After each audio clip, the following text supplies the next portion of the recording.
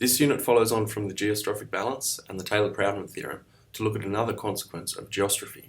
We've seen that the Coriolis acceleration of the horizontal flow is balanced by the horizontal pressure gradient.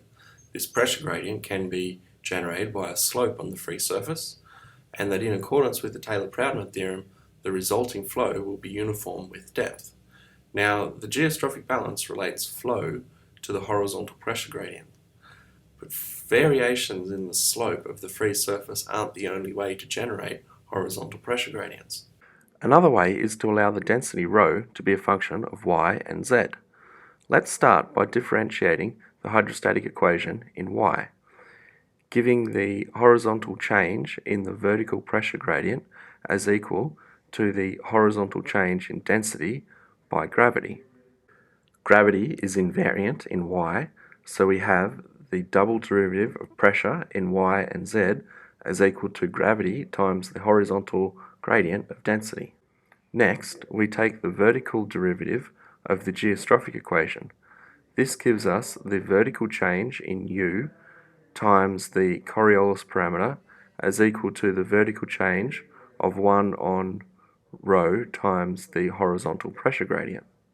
If we consider the density ρ to be the uniform reference density plus some relatively small change from this, ρ prime, the vertical gradient of the density is small enough to be ignored, giving the right-hand side as the inverse of the reference density times the horizontal and vertical gradients of pressure.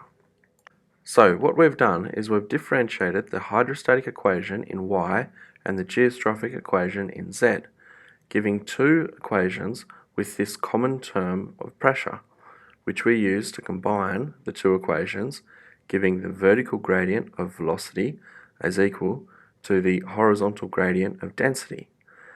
This is what we call the thermal wind equation. This is useful because we can measure horizontal gradients of density with moorings and depth profiles, and thus we can estimate the flow between them. Now, the Tailor-Proudman theorem states that flow moves as columns with no vertical gradients of horizontal velocities. This is in direct contrast with the thermal wind equation.